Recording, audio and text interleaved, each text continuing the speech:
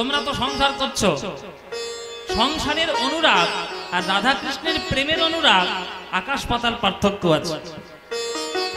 দিবারাত্র এক মুখ দেখছো, কর্তার মুখ, দিবারাত্র এক মুখ দেখতে দেখতে চোখে আপনাদের চালসে পড়ে যাচ্ছে।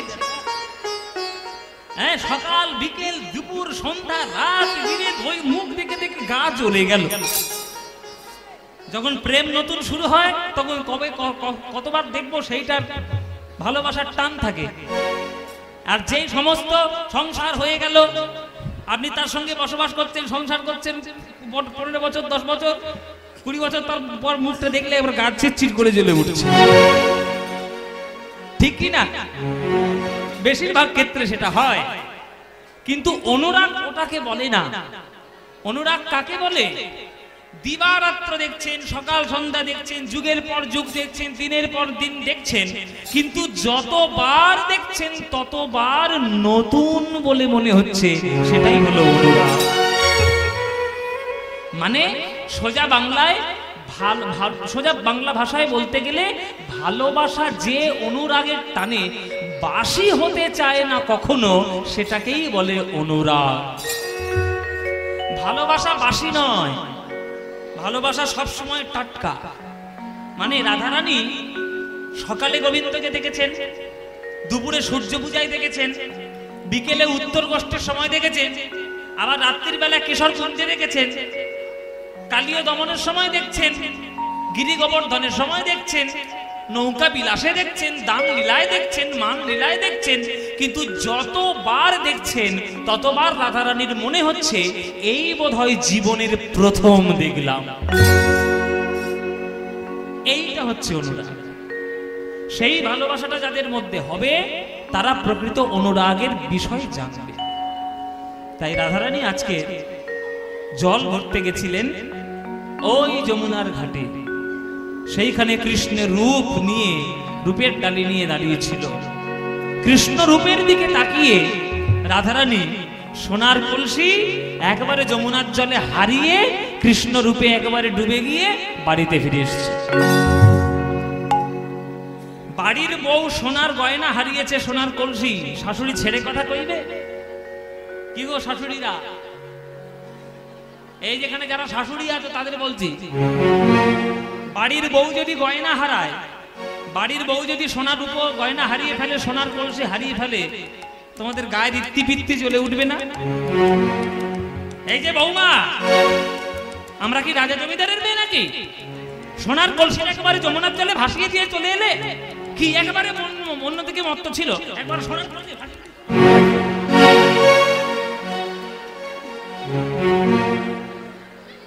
সোনার কলসি হারিয়ে দিয়ে চলে এসছে, একেবারে অলক্ষী মেয়ে কোথাকার। বলবে কিনা বাবা? শাশুড়ি বলবে। রাধারানীকে গালমন্দ করছে দেখে ললিতা বিশাখা ছুটে এসেছে। কি হয়েছে মা, কি হয়েছে, কি হয়েছে, এরকম রাধারানীর সঙ্গে কথা বলছেন কেন? এই দেখো না কি অবস্থা, সোনার কলসি হারিয়ে ফেলেছে। তখন ললিতা বিশাখা বলছে, মা, রাধারানীর বাবা হচ্ছে বৃষভানু রাজা। রাধারানীর শরীরের যা ওজন, সেই ওজনের গয়না রোজ দান করে দেয় লোককে। তাই মা দয়া করে রাধারানীকে এরকম কটু শব্দ বলবেন না। আমরা খোঁজ করে দেখছি যে সোনার কলসিটা রাধারানী কোথায় হারিয়েছে। যদি পাওয়া যায় ভালো, যদি না পাওয়া যায় রাধারানীর বাবাকে বলে আপনার জন্য 10খানা সোনার কলসি এনে দেব। কিন্তু দয়া করে রাধারানীকে এইভাবে কটু শব্দ শোনাবেন না। রাধারানী তো ভদ্র ঘরের মেয়ে, রাধারানী এইরকম কটু শব্দ শুনে অভ্যস্ত নয়। আমরা খোঁজ করে দেখছি যে কোথায় আছে, যদি না পাওয়া যায় আমরা আপনাকে 10টা সোনার কলসি ওর বাবার কাছ থেকে চেয়ে এনে দেব, আমরা কথা দিলাম। বলছে ঠিক আছে, তাহলে তোমরা খুঁজে খুঁজে দেখো। এই বলে সবাই খুঁজতে চলে গেল যে সোনার কলসি কোথায় হারিয়েছে।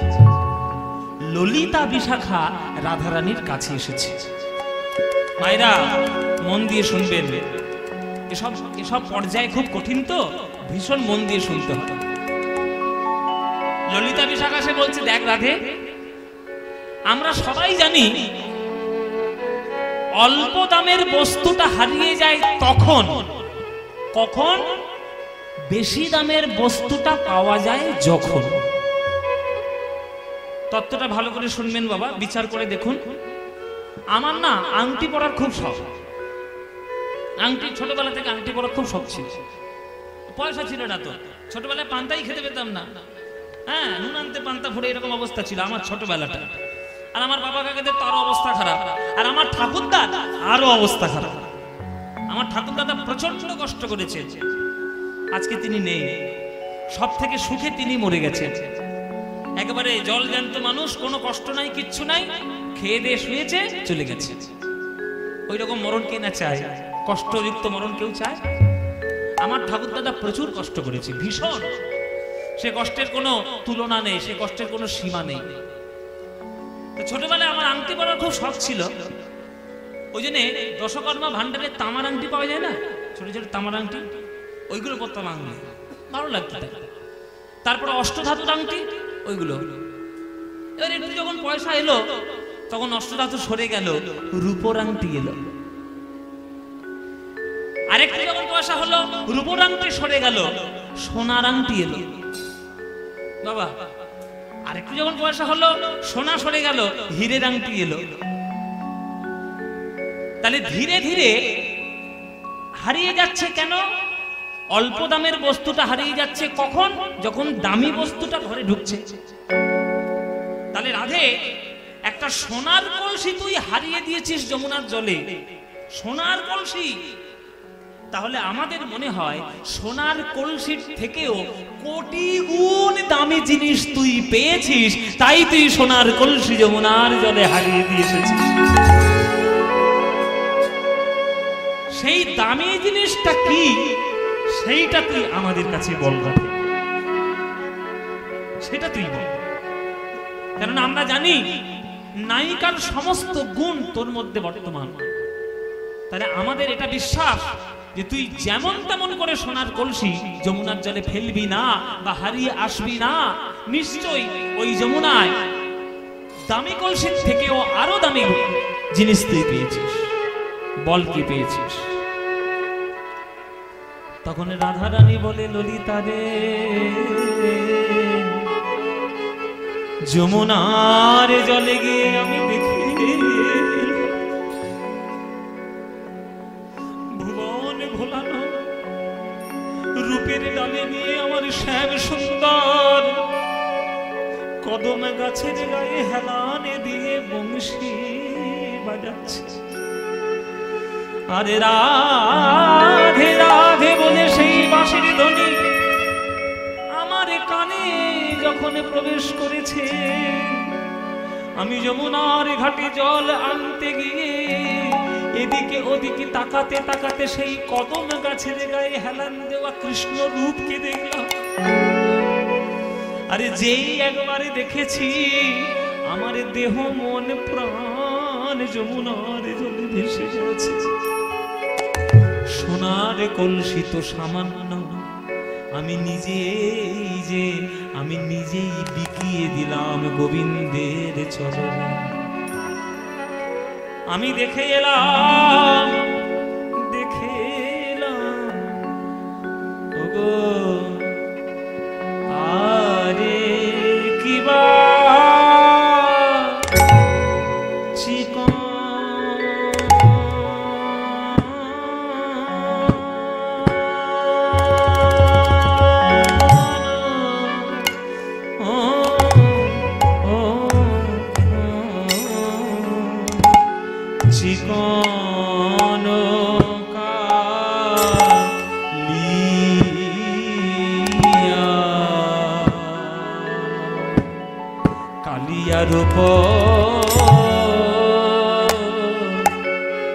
চিকন কালিয়া রূপ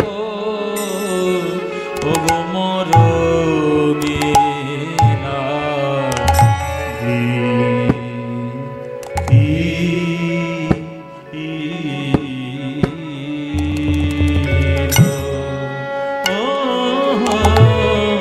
আরে কি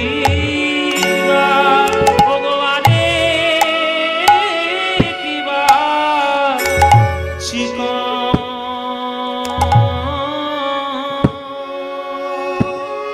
সখীরে তারা বুঝি ভালো করে, তারা বুঝি ভালো করে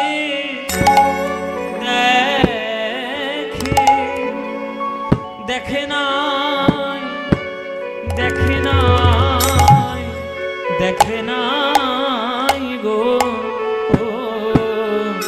গো বারে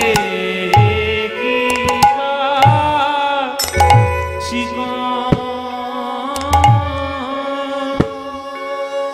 ললিতারে তারা বুঝি ভালো করে, তারা বুঝি ভালো করে দেখে, দেখে নাই, দেখে নাই, দেখে নাই গো কারা ও গো যারা, ও গো যারা কৃষ্ণ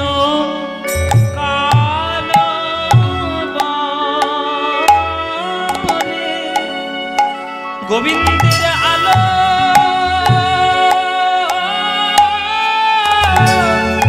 গোবিন্দের আলো করা রূপ যারা, যারা ভালো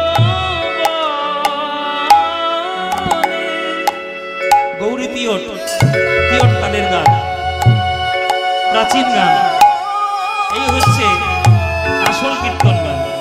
আলো করা রূপ যারা, ওগো যারা কালো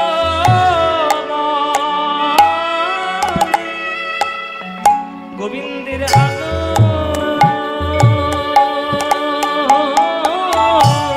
ওগো আলো করা রূপ যারা কালো গোবিন্দের আলো,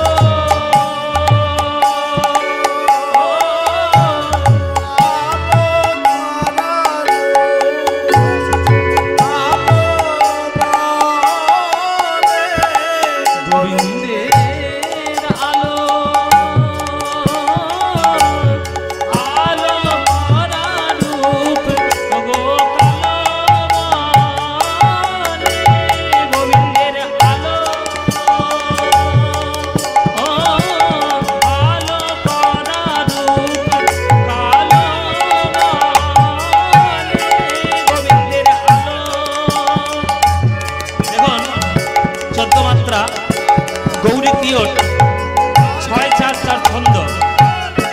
দেখুন 1 2 3 4 5 6 7 8 9 10 11 12 13 14 আলো করা রূপ কালো বনে গোবিন্দের আলো, আলো করা রূপ কালো বনে গোবিন্দের আলো।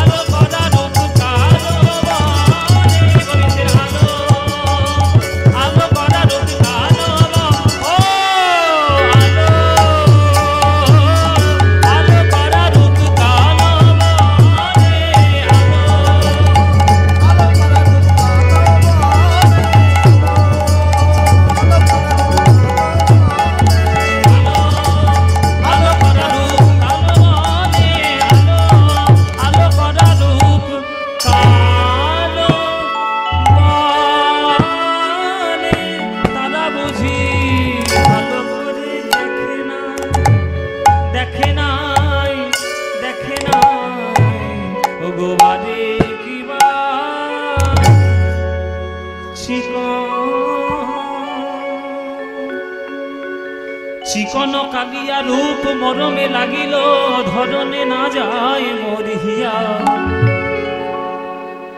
চিকন শব্দের অর্থ কি? চিকন শব্দের অর্থ মায়েরা বলো, চিকন শব্দের অর্থ কি?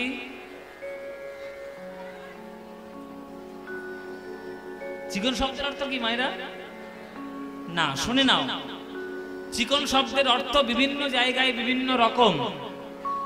বাংলাদেশ বা পূর্ববঙ্গে চিকন শব্দের অর্থ হচ্ছে ফর্সা। ফর্সা, চিকনা চিকনা বলে না, চিকনা মানে ফর্সা। আমাদের পশ্চিমবঙ্গে কোথাও কোথাও চিকন শব্দের অর্থ হচ্ছে সরু। দেখবেন চিকন পাড়ের শাড়ি দাও, বলে সরু পাড়ের শাড়ি দাও। আর যেটা আমি বলছি পদাবলী সাহিত্যে, সেই চিকন শব্দটির অর্থ হচ্ছে মসৃণ। মসৃণ কৃষ্ণের কালো অঙ্গের রূপ রাধারানীর হৃদয়ে প্রবেশ করেছে। সেইখান থেকে আর রাধারানী ধৈর্য ধরতে পারছে না। চিকন কালিয়া রূপ মরমে লাগিল, ধরনে না যায় মোর হিয়া। সেই গোবিন্দের বদন চিকন রূপ কেমন করে রাধারানীর অন্তরে প্রবেশ করলো? আরে রাধারানীর অন্তরে বদনকে কেমন ভাবে ঠাঁই পেল? রাধারানী বলছেন, গোবিন্দের বদন কেমন জানিস? কত চাঁদনী গাড়িয়া বধূর মুখখানি মাঝি আছে গো, কত চাঁদনী গাড়িয়া বধূর মুখখানি মাঝি আছে গো, কত চাঁদ মুখখানি মাঝি আছে, কত চাঁদ মুখখানি মাঝি আছে, কত চাঁদনী গাড়িয়া বধূর মুখখানি মাঝি আছে গো, কত চাঁদনী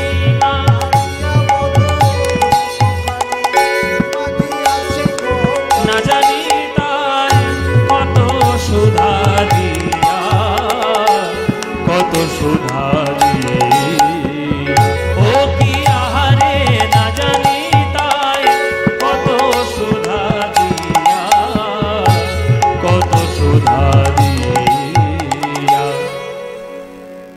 ওমায়ের আকাশের চাঁদ, আগেকার দিনে আকাশের চাঁদকে বলা হতো অমৃতের রসগোল্লা। রসগোল্লা চিপে ধরলে কি বেরোবে? রস। আগেকার দিনের লোকেদের বিশ্বাস ছিল যে চাঁদকে চিপে ধরলে অমৃতের বিন্দু বেরোবে। আর লক্ষ লক্ষ কোটি কোটি চাঁদের অমৃত বিন্দু দিয়ে যেন গোবিন্দের মুখখানিটা মাজা হয়েছে। আহা, কি সাহিত্য, কি পদাবলী! কত চাঁদ নিঙাড়িয়া বধুর মুখখানি মাজিয়াছে গো, না জানি তাই কত সুধা দিয়া।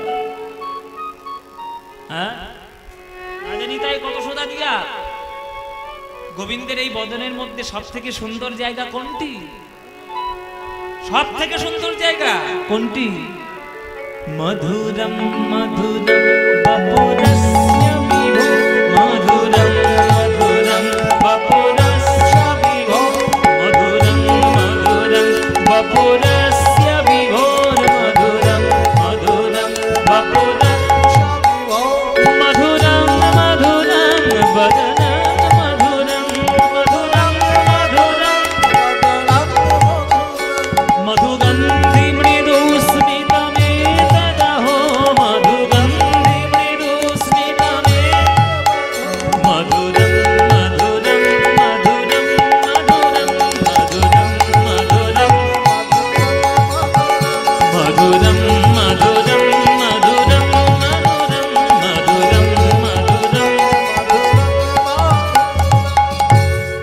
এই শ্লোকটা রচনা করেছেন বিল্লমঙ্গল ঠাকুর। শ্লোকের মানেটা কি বাবা? গোবিন্দের অঙ্গকে বর্ণনা করার সময় বিল্লমঙ্গলের ভাব কি হচ্ছে? বলে মধুরম মধুরম বপু। বপু মানে কি মায়েরা? বপু মানে হচ্ছে দেহ বা কায়া। গোবিন্দের দেহটাকে বর্ণনা করার সময় বিল্লমঙ্গল ঠাকুর দুইবার মধুর বলল। ভক্তরা বলছে দুবার মধু বললেন কেন? বিল্লমঙ্গল বলছে যে যার নামেই এত মধু যে ঘরে থাকতে দেয় না, হাজার হাজার ভক্ত এসে সাঁইথিয়ায় উপস্থিত হয় কীর্তন শোনার জন্য, তার দেহটাকে বর্ণনা করতে গেলে একবার মধু বললে কি মনের আশা মেটে গো? তাই দুবার মধু। মধুরম মধুরম বপু, দুবার মধু দেহটাকে বলার সময়। বাপুর আসছে বাবু। এবার মধুরম মধুরম বদনম মধুরম। গোবিন্দের বদনটা আরো দামি, তাই আরো দামি বদনটাকে বলার সময় তিনবার মধু বলল, মধুরম মধুরম বদনম মধুরম। বদনটা আরো মধুর, আর সেই মধুরের মধ্যে, সেই বদনের মধ্যে আরো মধুর কোনটা? মধুরম মধুগন্ধে মৃদুস্মিতমেতদহ। যেখানে গোবিন্দের ঠোঁটের মুচকি হাসি, যেখানে অধর সুধা পাওয়া যায়, যেখানে বাঁশি বাজে, যে বাঁশির থেকে 6 রাগ 36 রাগিনীর জন্ম হয়ে যায়, সেই গোবিন্দের অধর সুধা যেখান থেকে ঝরে পড়ে, সেই অধর হচ্ছে, অধরের কুল দুটি হলো সব থেকে সুন্দর। তাই 4 বার মধু বললেন, মধুরম মধুরম মধুরম মধুরম। ও মায়েরা, বুঝতে পেরেছো? আমি আগেই বলেছি আক্ষেপণটা কঠিন জিনিস, সবার বোঝার জন্য নয়। গোবিন্দের দেহটা বলার সময় 2 বার মধুর, গোবিন্দের বদনটা বলার সময় 3 বার মধুর, আর গোবিন্দের হাসিটা বর্ণনা করার সময় 4 বার মধুর। মানে গোবিন্দের এই ঠোঁটের হাসি যে একবার দেখবে, আর জগতের অন্য কোন নায়কের দিকে তাকাতে ইচ্ছে হবে? ইচ্ছে হবে মায়েরা? জগতের মধ্যে সব থেকে সুন্দর কোনটা? ফুল। ফুলের মধ্যে আরো সুন্দর কোনটা? ফুলের পরাগ। আর পরাগের মধ্যে আরো সুন্দর কোনটা? ফুলের মধু। ফুলের মধুটাই যেমন জগতের সব থেকে দামি, সবাই পারবে না সেই মধুটা নিতে। আপনি 1000 চেষ্টা করলেও ফুল থেকে মধু তৈরি করতে পারবেন না। মধু তৈরি করার জন্য মৌমাছির প্রয়োজন হবে। মৌমাছি আসবে, ফুলের উপরে বসবে, সেই রেণু পরাগ পান করবে, সেটা তাই চাকের মধ্যে বমনের মাধ্যমে মধুরূপে নিষ্কাশন করবে, তবে সেই মধুটা আপনি পান করে গোবিন্দের চরণের সেবায় লাগাতে পারবেন। তাই মধু যেমন সবার ভাগ্যে তৈরি করা সম্ভব নয় কেবলমাত্র মৌমাছি, তেমনি গোবিন্দের অধর সুধা পান করার মতো সবার ভাগ্য নয়। গুরুপাদ পদ্ম স্মরণ করে সঠিক ভজন সাধনার মাধ্যমে যে ওই মৌমাছি রূপী ভক্ত হতে পেরেছে, তারাই কেবলমাত্র গোবিন্দের অধর সুধা পান করতে পেরেছে, আর কেউ নয়। তাই পদকর্তা বলছেন, অধরের 2টি কুল চিনিয়া বাঁধুলি ফুল, অধরের 2টি কুল চিনিয়া বাঁধুলি ফুল, অধরের 2টি কুল চিনিয়া বাঁধুলি ফুল, অধরের 2টি কুল হাসি খানি তাহাতে মিশায়, হাসি খানি তাহাতে মিশায়, ওই নবীন মেঘের পরে বিজরি প্রকাশ করে, নবীন মেঘের পরে বিজরি প্রকাশ করে, নবীন মেঘের নবীন মেঘের নবীন মেঘের পরে বিজরি প্রকাশ করে, নবীন মেঘের পরে বিজরি প্রকাশ করে, আমার জাতি কুল মজাইল তাই, জাতি কুল মজাইল তাই, জাতি কুল মজাইল এসব গানের কোনো তুলনা হয় না বাবা। এসব পদ, এই যে কি বলবো, এর বর্ণনা করা যাবে না। বলছে অধরের 2টি কুল জিনিয়া বাঁধুলি ফুল, হাসি খানি তাহাতে মিশায়। ও মায়েরা, গোবিন্দের কোনোদিন দেখেছো কোনো ছবি গোমড়া মুখ হয়ে থাকতে? মানে মুখটা এরকম মুখ দেখেছো কোথাও? ও মায়েরা, গোবিন্দের কখনো এরকম মুখ দেখেছো? এইরকম মুখ নায়কের হয়? নায়কের মুখের মধ্যে সবসময় একটা হাসি লুকানো থাকবে, এমন হাসি লুকানো থাকবে যে হাসির দিকে তাকালে সবাই কুপকাত। নায়িকারা তো কুপকাত হবেই, তার সঙ্গে জগতে যে দেখবে সে কুপকাত। তা জগতের যত নায়ক রয়েছে সবার থেকে পরম নায়ক কে? সবার থেকে বড় নায়ক কে? কৃষ্ণ। কৃষ্ণের থেকে কোনো বড় নায়ক আছে নাকি? তার মুখে কোনোদিন দেখেছো মুখটা গোমড়া মুখ হয়ে থাকতে? গোবিন্দের ঠোঁটের কোণে সবসময় মিষ্টি মুচকি হাসি। আর এই হাসিটা হাসতে গিয়ে যখন গোবিন্দের দাঁতের শোভাটা দেখা যাচ্ছে, মানে হাসতে গেলে তো মাঝে মাঝে দাঁতও দেখা যায়, গোবিন্দের দন্ত রাশি যখন ঠোঁটের ফাঁক থেকে দেখা যাচ্ছে, তখন মনে হচ্ছে কি জানো, একেবারে কালো মেঘের মাঝখান থেকে যেন বিদ্যুতের ঝলকানি দিচ্ছে।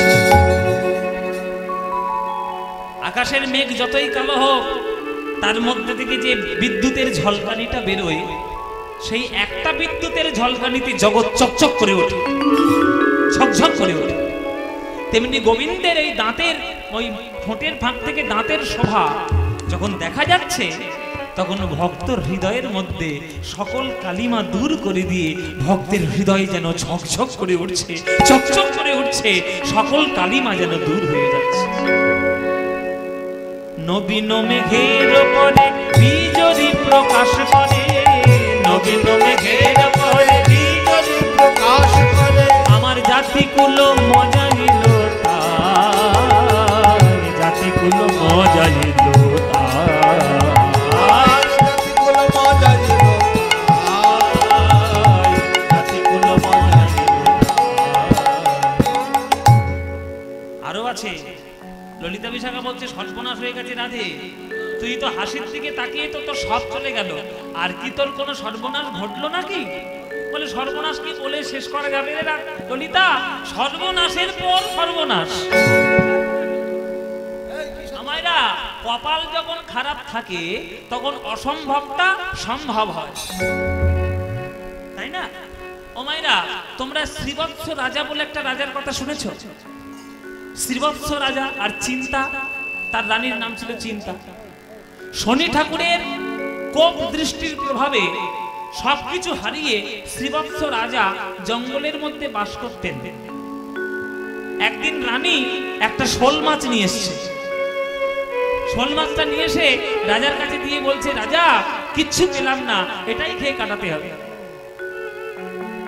হ্যাঁ, এবার রানীর চিন্তা মনে মনে ভাবছে, রাজার পাতে কি আর কাঁচা শোল মাছ দেওয়া যায়? একটু পুড়িয়ে নি। এ বলে পাথরে পাথরে ঘষা লাগিয়ে শুকনো পাতা জোগাড় করে সে মাছটা পুড়িয়ে নিল। তাহলে গায়ে ছাই লেগে গেছে, বলে ছাইযুক্ত মাছ কি রাজার পাতে দেওয়া যায়? ধুয়ে নি। ধুইতে গেছে গঙ্গার জলে। মায়েরা, পুড়ে ছাই হয়ে যাওয়া মাছ, পুড়ে মরে যাওয়া মাছ জলের স্পর্শ পেয়ে কলকল করে সাঁতার দিয়ে ভেতরে চলে গেল। সেদিন তাদের আর খাওয়াই হলো না। তাহলে কপালটা যখন খারাপ থাকে, এইরকম অসম্ভবটা সম্ভব হয়। ললিতা, আমার কপালটা অত্যন্ত খারাপ। আমার প্রথম কপাল খারাপ, আমি যমুনার জলে কেন বিকেল বেলায় জল ভরতে গেছিলাম। আর দ্বিতীয় কপাল খারাপ হচ্ছে, কেন আমি ওই রূপের দিকে তাকাতে গেলাম, আর তাকিয়ে ওই হাসিটা দেখেই আমার সব শেষ, আমার জাতিগুলো মজাইল তার। আরো সর্বনাশ ঘটল। কি? ভুরু যুগ সন্তান কামের কামানবান, ভুরু যুগ সন্তান কামের কামানবান, ভুরু যুগ সন্তান কামের কামানবান, ভুরু যুগ সন্তান কামের কামানবান, হিঙ্গুলে মণ্ডিত দুটি আঁখি, হিঙ্গুলে মণ্ডিত দুটি আঁখি। ভুরু কাকে বলে মায়েরা? ভুরু কাকে বলে? যদি না দেখাতে পারো, কাজল কেনা ছাড়ি একবারে ব্যবস্থা করে দেবো। কাজল কেনা সব বন্ধ করে দেবো। ভুরু মানে কোনটা? মায়েরা মায়েরা বলছে, বাবা ভুরু জানো না, তুমি নেকামো করছো কেন? ভুরু জানো না? ভুরু আবার ভুরু আবার কোনটা? ও মায়েরা, দেখবে বেশিরভাগ ক্ষেত্রে দেখা যায় আমাদের ভুরুটা এই নাকের মাঝখানটায় ফাঁকা থাকে, আর দুটো চোখের উপরেই ভুরুটা লাগানো থাকে। হ্যাঁ, কিন্তু কৃষ্ণের ভুরুটা জোড়া ভুরু, এই পার থেকে শুরু করে এই পার পর্যন্ত একেবারে কেশর রাশি দিয়ে ঢাকা। দেখে মনে হচ্ছে যেন একটা ধনুক। ভুরু যুগ সন্তান কামের কামান, বা কামান মানে ধনুক। আমি জানি না আপনাদের দিকে আসে কিনা, শীতকালে বিহারীরা কাঁধে বস্তা তুলো নিয়ে লেপ তৈরি করতে আসে। বাবা এখনো আসে? এখন তো ব্ল্যাঙ্কেট হয়ে গেছে সব। আসে আসে। ওদের দেখবেন কাঁধে একটা ধনুকের মতো একটা যন্ত্র থাকে, দেখবেন ওইটাকে বলা হয় ধুনান। ধুনান, ধনুকের মতোই খানিকটা দেখতে, হ্যাঁ, সোজা থাকে আর একটা তার লাগানো থাকে, আর সেখানে একটা মুগুরের মতো কাঠ থাকে।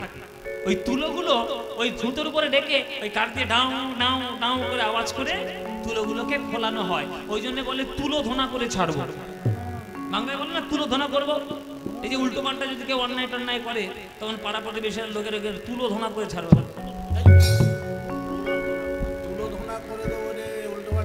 হ্যাঁ, এই যে তুলো ধোনা, এই যে ধুনান, এই ধুনান শব্দটা ওইখান থেকে আসে। কিন্তু গোবিন্দের যে জোড়া ভুরু, ওটাকে দেখে মনে হচ্ছে যেন কামের কামান ধুলো। ললিতা বলছে, রাধে, জোড়া ভুরুটা যদি ধনুক হয় তাহলে বান নিশ্চয়ই আছে। বলে বান তো আছে। বানটা কোন বান? বান কোথায়? ওই ভুরুর তলায় হিঙ্গুলে মণ্ডিত দুটি আঁখি, হিঙ্গুলে মণ্ডিত চোখ, চোখ হিঙ্গুলে মণ্ডিত দুটি, হিঙ্গুলে মণ্ডিত অরুণ নয়ন কোণে চাইয়া ছিল আমার পানে, অরুণ নয়ন সেই হইতে শ্যাম রূপ দেখি, সেই হইতে শ্যাম রূপ দেখি, সেই হইতে শ্যাম রূপ দেখি, সেই হইতে শ্যাম রূপ দেখি। শেল কাকে বলে জানো মায়েরা? শেল, শেল, শেল, শেল মানে কাকে বলে জানো? এবার শেল মানে শিয়াল। হ্যাঁ, শেল মানে হচ্ছে একটা বিশেষ বানের নাম। এই বিশেষ বানটা কেমন ভাবে তৈরি হতো মায়েরা দেখে নাও। এই আমার আঙুলের দিকে দেখো, এইরকম মুখটা ছুঁচলো আর পিছনে বড়শির মতো বাঁকা, এটাকে বলে শেল। এটার উপকার কি? মায়েরা বলছে বানের আবার উপকার, মারলেই মরে যাবো, আবার উপকার কি? শোনো, যারা যুদ্ধ করে তাদের ক্ষেত্রে উপকার। এই যে বানটা যদি একবার ঢুকে যায়, এটা ঢুকে যাবে কিন্তু আর বেরোবে না। কারণ আপনি যদি বের করতে যান, ওই যে বড়শির মতো যে বাঁকা আছে, ওই বাঁকাটা ওইটা হৃৎপিণ্ডের মধ্যে এমন ভাবে আটকে যাবে, ওটাকে তুমি টেনে হিঁচড়ে বার করতে গেলে পুরো মাংসপিণ্ড ছিঁড়ে বেরোবে। মানে ওইটা মারা মানে তোমার অবধারিত মৃত্যু হবেই হবে। ওইটা হচ্ছে গোবিন্দের নয়ন বাণ। গোবিন্দের নয়ন বাণ যার হৃদয়ে একবার প্রবেশ করবে, প্রবেশ তো করে যাবে বাবা, কিন্তু জীবনে আর কোনোদিন ওই নয়ন বাণ বেরোবে না, কোনোদিন তুমি মুক্ত করতে পারবে না। হিঙ্গুলে মণ্ডিত দুটি আঁখি, অরুণ নয়ন কোণে চাইয়া ছিল আমার পানে, অরুণ নয়ন কোণে চাইয়া ছিল আমার পানে, সেই হইতে শ্যাম রূপ দেখি, সেই হইতে শ্যাম রূপ দেখি, সেই হইতে শ্যাম রূপ দেখি,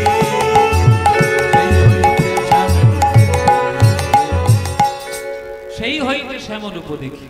ললিতা বিশাখা, গোবিন্দের এই নয়ন মান যখন আমার হৃদয়ে আঘাত করেছে, সখীরে আমার সবই গেল, সখীরে আমার সবই গেল, সখীরে আমার সবই গেল, ওই গোবিন্দ রূপে নয়ন দিয়ে সখীরে আমার সবই গেল,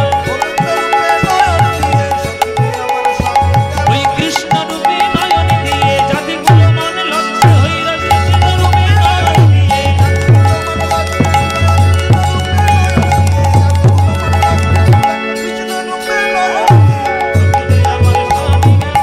সেই হইতে শ্যাম রূপ দেখি, সেই হইতে শ্যাম রূপ দেখি।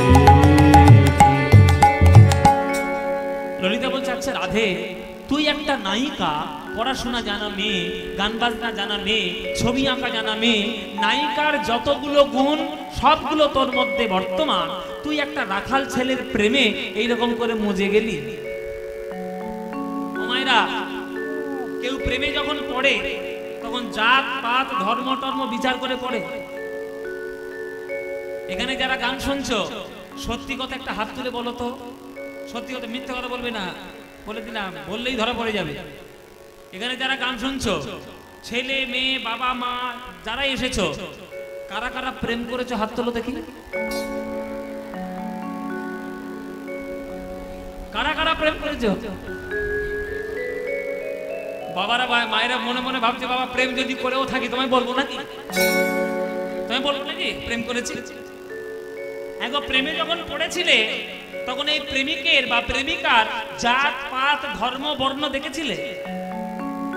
প্রেম তো জলের মতো, যাকে যে পাত্রে রাখবেন সেই পাত্রে আকার ধারণ করবে।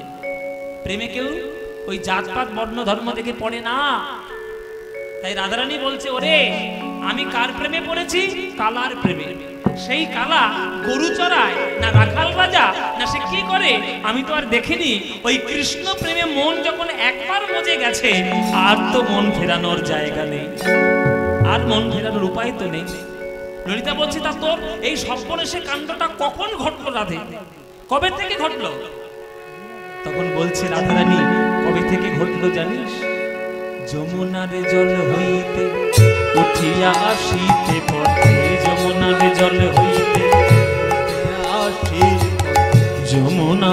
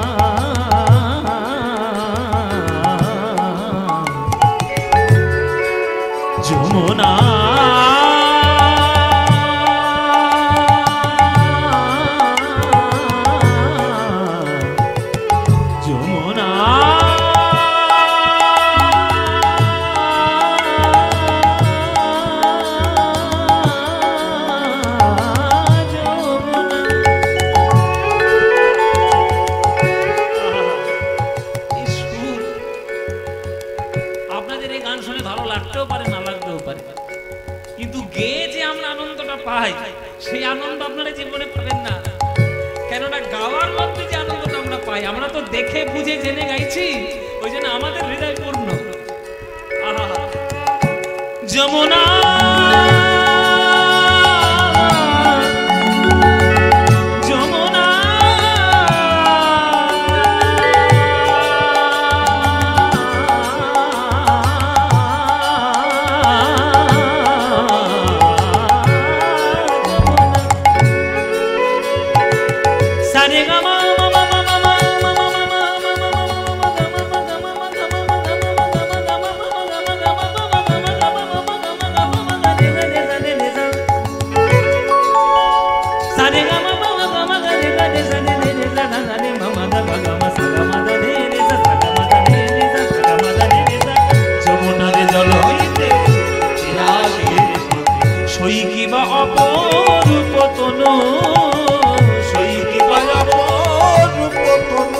আমার জ্ঞান দাসেতে কয় শুধুই সে সুধাময়, জ্ঞান দাসেতে কয় শুধুই সে সুধাময়, জ্ঞান দাসেতে কয় ওগো শুধুই সে সুধাময়।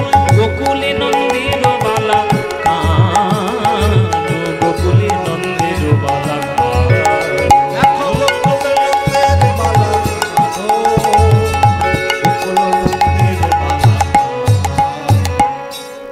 গানটি যিনি রচনা করেছেন তার নাম জ্ঞানদাস। নিত্যানন্দের স্ত্রী জাহ্নবা মা, জাহ্নবা মায়ের মন্ত্র শিষ্য ছিল জ্ঞানদাস। এই জ্ঞানদাস এই পদটি রচনা করেছেন। ও মায়েরা, তোমাদের এদিকে বিয়ের সময় তত্ত্ব যায়, তত্ত্ব যায় মায়েরা। এই তত্ত্বের সঙ্গে দেখবেন তত্ত্বে বিভিন্ন ফল টল শাড়ি গয়না সব পাঠায়, তো ওর মধ্যে সন্দেশের পুতুল পাঠায় না? হ্যাঁ, কি পাঠায়? তো ওই মাছ করে পাঠায়, প্রজাপতি করে পাঠায়, হাঁস করে পাঠায়, সন্দেশ দিয়ে নানান রকম আকৃতি তৈরি করে তো। ওই সন্দেশের পুতুল তোমরা ভেঙে কোনোদিন খেয়ে দেখেছো? আরে বাবা, যাদের বিয়ে বাড়ি তারা মারবে, ওই জন্য কেউ খায় না। যাদের বিয়ের ঘুম মারবে পরে, বিয়ের পরে ভেঙে খেয়ে দেখবে সন্দেশের পুতুল কেমন খেতে লাগবে।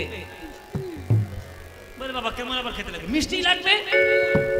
হাত ভেঙে খাও মিষ্টি, মুন্ডু ভেঙে খাও মিষ্টি, পা ভেঙে খাও মিষ্টি, যা খাবে সেটাই মিষ্টি। সন্দেশের পুতুল মানে গোটাটাই যেমন মিষ্টি, তেমনি গোবিন্দের রূপ মানে সর্বদিক দিয়ে যেন সুধা ঝরে ঝরে পড়ছে, যেদিকেই তাকাবে শুধু সুধা সুধা সুধা। জ্ঞান দাসেকে কয় শুধুই সে সুধাময়, জ্ঞান দাসেকে কয় শুধুই সে সুধাময়। গোকুলে নন্দের বালা কানো, গোকুলে নন্দের বালা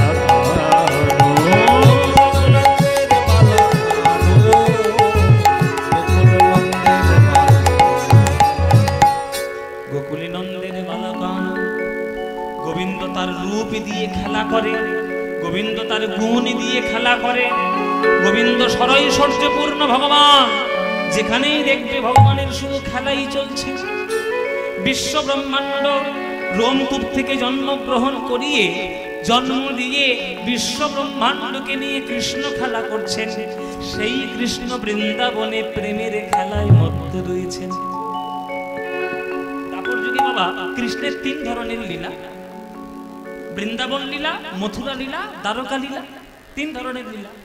কিন্তু সব থেকে বেশি মধু, সব থেকে বেশি প্রেম কোন লীলা? বৃন্দাবন লীলা। বৃন্দাবনে কৃষ্ণ যশোমতির উঠোনে একবার মাটি চেটে চেটে খাচ্ছে। যশোমতি বলছে, ঘরে এত মাখন লনি পড়ে রয়েছে, তুই মাটি খাচ্ছিস, মুখ খোল। মুখের মধ্যে কি দেখলো? বিশ্ব ব্রহ্মাণ্ড। সেই কৃষ্ণ কুরুক্ষেত্রের মাঠে অর্জুনকে জগৎ সৃষ্টিকে রহস্য সমাধান করার জন্য, বোঝানোর জন্য কি রূপ দেখিয়েছিল বাবা? বিশ্বরূপ। তখন অর্জুন কৃষ্ণের অঙ্গ প্রত্যঙ্গে দেখেছিল বিশ্ব ব্রহ্মাণ্ড। একই কৃষ্ণ অর্জুনকে বিশ্বরূপ দেখায়, আবার সেই কৃষ্ণ গোপাল রূপে মা যশোমতীকে মুখের মধ্যে বিশ্ব ব্রহ্মাণ্ড দেখায়। সব ভগবানের খেলা। এই প্রেমের খেলায় যে একবার পড়বে মায়েরা, তার জীবন যৌবন সব ভুলে যাবে। ওই জন্য বলেছে না নজরুল ইসলাম, যে খেলিছ এ বিশ্ব লয়ে বিরাট শিশু, প্রলয় সৃষ্টি তব পুতুল। পুতুল গানটা গাইবো? সব আসলে গেলে সব গাই বলছে। এক গান কত শুনবে ভালো লাগে, একজন শুনতে। খেলিছ এই বিশ্ব লয়ে বিরাট শিশু। আপনাদের কেন ভালো লাগছে জানেন? মধু পান করলে মধুর আশা কখনো মেটে না। আর নজরুল ইসলামের এই সব গান, রবীন্দ্রনাথের গান, পদাবলীর গান, এ মধু নয়, সুধার মধ্যে কি আছে এর মধ্যে তার কোনো ঠিক নেই। খেলি, আচ্ছা আপনারা যখন বলছেন 2 লাইন গাই, 2 লাইন গাই, হ্যাঁ পুরোটা গাইব। খেলেছ এ বিশ্ব লয়ে বিরাট শিশু, আনমনে খেলেছ এ বিশ্ব লয়ে বিরাট শিশু, আনমনে খেলেছ। প্রলয় সৃষ্টি তব পুতুল খেলা, প্রলয় সৃষ্টি তব পুতুল খেলা। নিরজনে প্রভু নিরজনে খেলেছ এ বিশ্ব লয়ে বিরাট শিশু, আনমনে খেলেছ। শূন্যে মহান আকাশে তুমি মগ্ন লীলা বিলাসে। শূন্যে মহান আকাশে তুমি মগ্ন লীলা বিলাসে। ভাঙিছ গড়িছ নীতি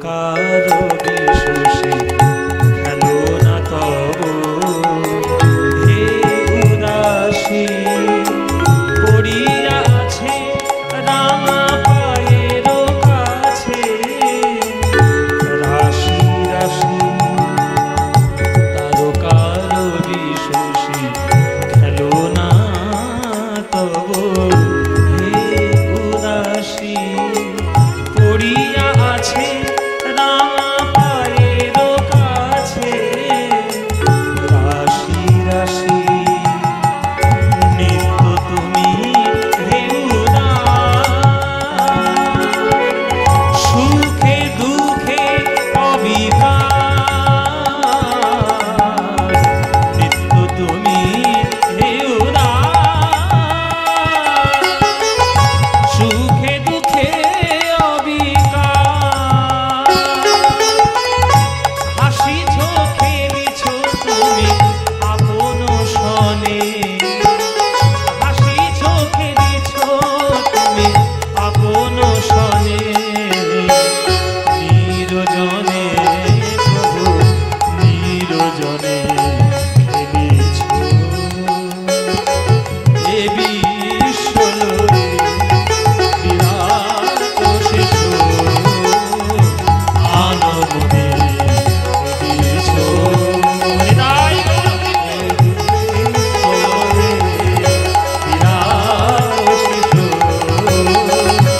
সেই দুটো ছেলে তারা থাকতে গেছে বাবাজিরা বারবার বারণ করলো ওই জায়গায় যাবেন না ওই জায়গায় রাত্রে থাকবেন না ওটা মানুষের থাকার জায়গা নয় তারা বলছে কেন আমরা ভারতের গণতান্ত্রিক দেশে বাস করছি আমাদের অধিকার আছে গণতান্ত্রিক অধিকার নানান রকম যুক্তি তর্ক তারা দেখালো থাকতে গেল রাত্রির বেলায় থাকতে গিয়ে ব্রাহ্ম মুহূর্তে এমন একটা দৃশ্য তারা কিছু একটা তারা দেখেছিল সেই দৃশ্যের দিকে সেই জ্যোতির দিকে তাকাতে গিয়ে তাদের দুটো চোখ পুড়ে গিয়ে ঝলসে বেরিয়ে এলো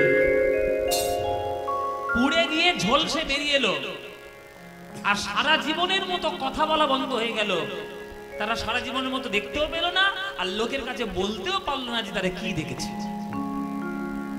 তাই বৃন্দাবনটা সাধনার জায়গা বাবা সেখানে ছিনিমিনি খেলার জায়গা নয় কত হাজার হাজার সাধক মানুষ ওখানে গিয়ে সাধনা করে এখনো কত বৃন্দাবনে বাবাজি তারা বসে আছে রাধাকুণ্ডে শ্যামকুণ্ডে তারা সাধনা করছে একজন বাবাজি তো আছেন খুব বিখ্যাত এখন ইউটিউবে এই ফেসবুকে নানান কি নাম যেন প্রেমানন্দ কি দাস বাবাজি না কি নাম প্রেমানন্দ এই যে যার কিডনি ফেল আর কি দুটো কিডনি ফেল হ্যাঁ কিডনি দুটো ফেল কিন্তু 18 বছর কিডনি ফেল নিয়ে বেঁচে আছে কিসের মাধ্যমে সাধনা তুমি বিশ্বাস করতে পারো না পারো তাতে কার কি যায় কিন্তু ডায়ালিসিস চলছে শরীরের প্রক্রিয়া চলছে চিকিৎসা চলছে কিন্তু বেঁচে আছে তার মুখে কি নাম একমাত্র একটা নাম রাধা রাধা নাম এই রাধা রাধা নামটা আজকের ভক্তদের মুখে সবার জনে জনে কেন কে সৃষ্টি করেছে রাধা নাম বাঁশি বাজিয়ে বাজিয়ে কৃষ্ণই রাধারানীর নাম বৃন্দাবনের প্রতিটি কণার মধ্যে প্রবেশ করিয়ে দিয়েছেন বৃন্দাবনের প্রত্যেকটি ধুলোর মধ্যে রাধা নাম রয়েছে সেই রাধারানী কৃষ্ণের বাঁশি শুনলে তার কি আর কিছু থাকবে কিছু রক্ষা হবে কিছু রক্ষা হবে না তাই কৃষ্ণ নামের বাঁশি শুনে আজকের রাধারানী পাগল হয়ে সখী রে কৃষ্ণ নাম কৃষ্ণ অনুরাগ বর্ণনা করছিল গোবিন্দের রূপ সখীদের কাছে এদিকে আমার গোবিন্দ ওই কুঞ্জবন থেকে রাধা রাধা রাধা বলে বাঁশি বাজিয়ে দিয়েছে যেই রাধা রানীর কর্ণে সেই বাঁশি প্রবেশ করেছে তখন রাধা রানী আবার চমকে উঠলো আবার কেঁদে উঠলো ওরে ললিতা রে বিশাখা রে দেখ দেখ আমার বধূর সময় অসময়ে জ্ঞান নাই যখন তখন রাধা রাধা বলে বাঁশি বাজায় সময়ে অসময়ে বাজায় বাঁশরি সেই বাঁশি শুনে কি বাঁচে কি কিশোর সেই বাঁশি শুনে কি বাঁচে কি কিশোর শ্যামের মুরলী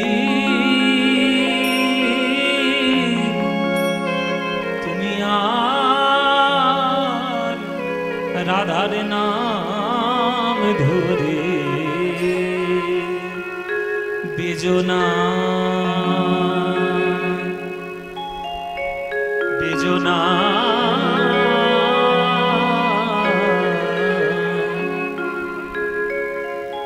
ওরে এ যে রে তোর বিষম সন্ধান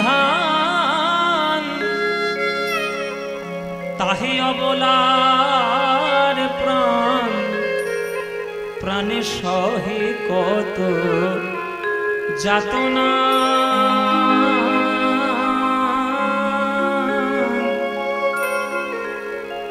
আমার শ্রবণের রন্ধ্র মাতাই আমায় আকুল করি রে তুমি থাকো শ্যামের অধর আমি থাকি কৃষ্ণ বাদিনীর ঘরে কত যাতনা এই অন্তরে তা তো তুমি জানো না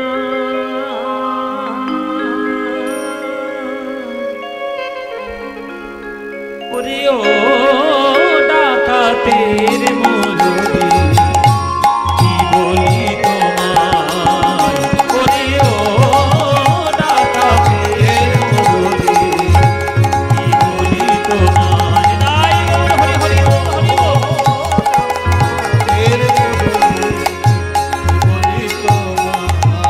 মন্ত্র শিখেছ কোথায় শিখেছ কোথায় অবলা বশ করা মন্ত্র শিখেছ কোথায় কি বলি তোমায় ওরে ও ডাকাতের মুরলি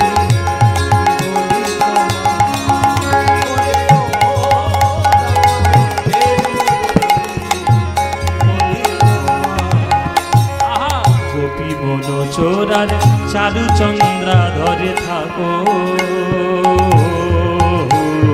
গোপী মন চোরার চারু চন্দ্রা ধরে থাকো সময় অসময় জানো না বাঁশি সময় অসময় জানো না রাধার নাম ধরে কেন ডাকিছ নাম ধরে কেন ডাকিছ রাধার নাম ধরে কেন ডাকিছ রাধার নাম ধরে কেন ডাকিছ ঘুমন্ত বাঘিনী রে কেন জাগাইছ বাঘিনী রে আগে শুনলাম রূপের প্রতি আক্ষেপ গোবিন্দের প্রতি আক্ষেপ এখন বাঁশির প্রতি আক্ষেপ এই গানটা বাঁশি মুরলী প্রতি আক্ষেপের গান ও মায়েরা তোমরা যদি কৃষ্ণের বাঁশি শুনতে পাও তোমাদের কাছে সেটা অমৃত না বিষ অমৃত আর রাধারানীর কাছে কৃষ্ণের বাঁশিটা কেমন বিষ বিষ বিষের জ্বালা কেননা ওই বাঁশিটা শুনেই তো সমস্ত কিছু রাধারানীর সর্বনাশটা হয়েছে তাই রাধারানী কৃষ্ণের বাঁশিটাকে ডাকাতের মুরলী বলছে ডাকাত ডাকাত কাদের বলে বাবা যারা গলায় খুর ঠেকিয়ে মাথায় বন্দুক ঠেকিয়ে সমস্ত কিছু কেড়ে নেয় তাদেরকে বলে ডাকাত তাদের বলে ডাকাত রাধারানী জানেন যে কৃষ্ণের বাঁশি কর্ণে প্রবেশ করছে মানে আমার দেহ মন প্রাণ ভাব ভাষা বস্ত্র অলংকার সব যাবে কিন্তু জানা সত্ত্বেও কিচ্ছু করার নেই কেননা কৃষ্ণের বাঁশির শব্দ ডাকাত ও বলে বলে ঢুকবে বলে বলে প্রবেশ করবে আর বলে বলে সবকিছু হরণ করবে তাই ওরে ও ডাকাতের মুরলী কি বলি তোমায় মন্ত্র শিখেছো কোথায় অবলা বশ করা মন্ত্র শিখেছো কোথায় গোপী মন চোরার চারু চন্দ্রা ধরে থাকো গোপীর মন যে চুরি করে তার ওই অর্ধচন্দ্রের মতো অধরের মধ্যে তুমি থাকো আর সময় অসময় জানো না বাঁশি সময় অসময় জানো না বাঁশি সময় অসময় জানো না বাঁশি সময় অসময় জানো না রাধার নাম ধরে কেন ডাকিছ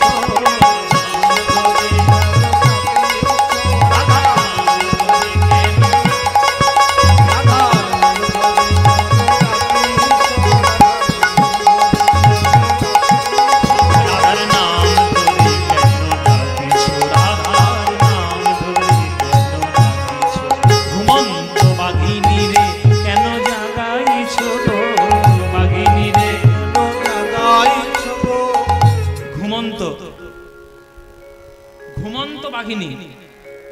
ও মায়েরা, বাঘ বাঘ বাঘ মনে করো দুপুর বেলায় ভালো করে ভাত টাত খেয়ে মাংস টাংস খেয়ে, বাঘ তো মাংস খাবে, ওর খাদ্য ওইটা, বেশ মাংস ভাত টাত খেয়ে বেশ ঘুম দিচ্ছে দুপুর বেলা, এই গরম পড়েছে খুব তো ছাওয়ায় গিয়ে ঘুম দিচ্ছে।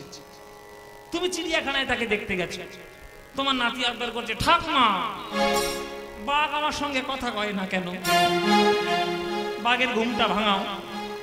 তুমি একটা লাঠি নিয়ে তার গায়ে খোঁচা দিচ্ছ, সে যদি একবার জেগে ওঠে তার কাঁচা ঘুম যদি সে ভাঙায়, তোমায় আর ছাড়বে ভেবেছ?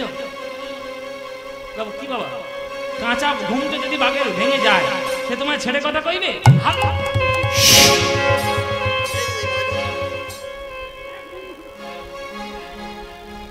উপরে নিল, বাঘিনী কি হালম করে ধরলো। এখানে অনুরাগকে বাঘিনীর মতো বর্ণনা করছে। বাঘিনী যদি জেগে যায়, সে যেমন ওই থাবাটা না বসিয়ে সে যতক্ষণ না শান্তি পাবে না, তেমনি অনুরাগ রূপী বাঘিনী যদি একবার জেগে যায়, সে যতক্ষণ না কৃষ্ণের চরণটা পাচ্ছে ততক্ষণ সেই অনুরাগিনীর কোনো শান্তি নাই। ঘুমন্ত বাঘিনী রে কেন জাগাইছো গো, বাঘিনী রে কেন জাগাইছো গো, কথা কহিতে কহিতে প্যারি, কথা কহিতে কহিতে কহিতে কহিতে প্যারি, আমার জ্ঞান দাস গেল বিছুরি রে, জ্ঞান দাস গেল বিছুরি রে, সব ভুলে গেল জ্ঞান দাস, সব ভুলে গেল জ্ঞান দাস, ওই জ্ঞান দাস গেল বিছুরি রে, জ্ঞান দাস গেল বিছুরি রে, জ্ঞান দাস গেল বিছুরি, আমার জ্ঞান দাস গেল বিছুরি, আমার জ্ঞান দাস গেল বিছুরি।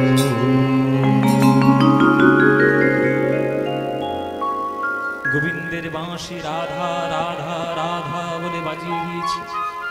অমনি রাধারানী কৃষ্ণের বাঁশি শুনে থরথর করে কাঁপছে। ললিতা বিশাখা বলছে ওই দেখ রাধে, ওই দেখ কৃষ্ণের বাঁশি বাজছে, তুই না গেলে তুই শান্তিতে থাকতেই পারবি না, চল তোকে নিয়ে যাই, আমার বধূর সঙ্গে একবার দেখা করিয়ে দিয়ে আসি। এবার রাধারানীর এই আক্ষেপ অনুরাগ উদয় হওয়ার পর ললিতা বিশাখার সাহায্যে রাধারানী আজকে যাবেন অভিসার অনুরাগে।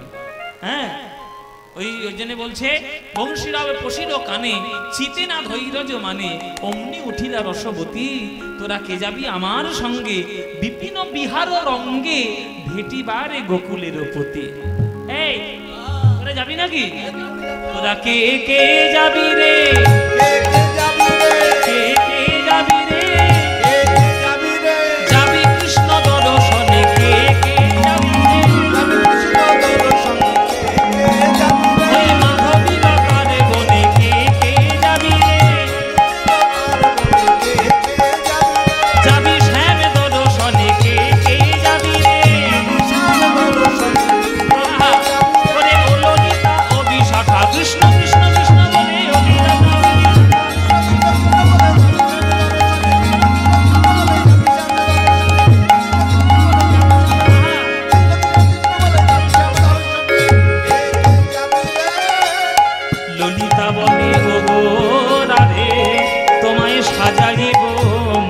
সাধে একলা যাইবা কেন ধনী গো, আমরা তোমার সঙ্গে যাব আর সখীগণের সঙ্গে লব, আমরা তোমার সঙ্গে যাব সখীগণের সঙ্গে লব, যেতে হবে তাহা মোরা জানি রে, যেতে হবে তাহা মোরা জানি, আজ রাইকে সাজাইছে ভালে, লবঙ্গ মালতির মালে, চন্দনের বিন্দু দিলা ভালে। ও মাইরা, ভালে মানে কি? ভালে মানে কপালে। হ্যাঁ বলো, অধর কাকে বলে আর ওষ্ঠ কাকে বলে? অধর কোনটাকে বলে বলতে আজকে যদি না পারো লিপস্টিক পরা বন্ধ করে দেবো একেবারে। কর্তার পকেট থেকে টাকা চুরি করে শুধু লিপস্টিক কেনা, বলো অধর কাকে বলে? অধর মানে ঠোঁট। কোন ঠোঁট? উপরের ঠোঁট। ঠোঁট কাটা করে তোকে ছাড়বে।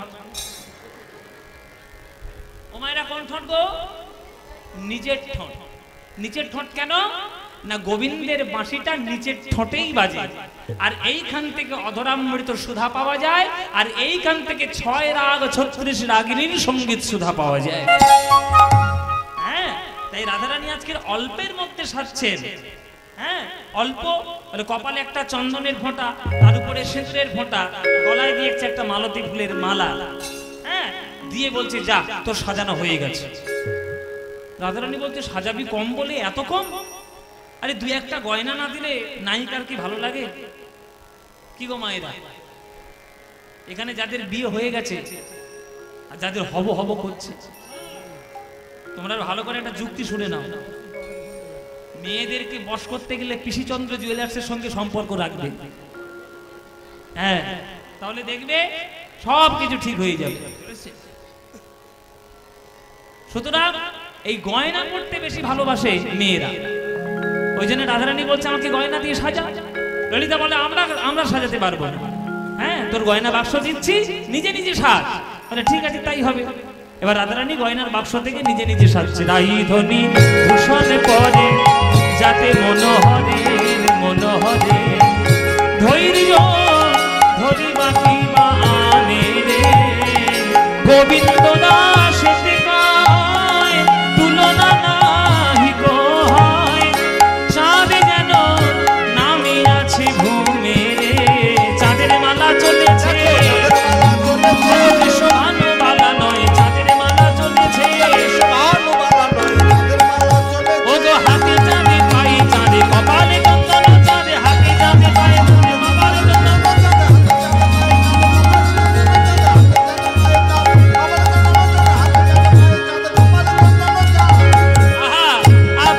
সখীর অঙ্গে অঙ্গ হেলাইয়া আবেশে সখীর অঙ্গে অঙ্গ হেলাইয়া বৃন্দাবনে প্রবেশিল জয় জয় দিয়া বৃন্দাবনে প্রবেশিল জয় জয় দিয়া বৃন্দাবনে যাইয়া রাই ইতি উতি চাই গো মাধবী লতার বাড়ি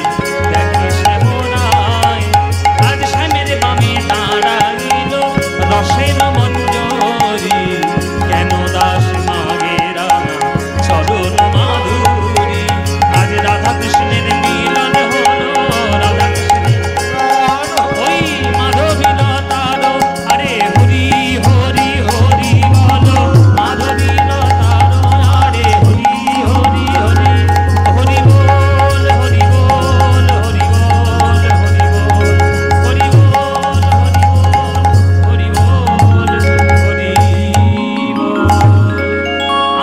বসুন।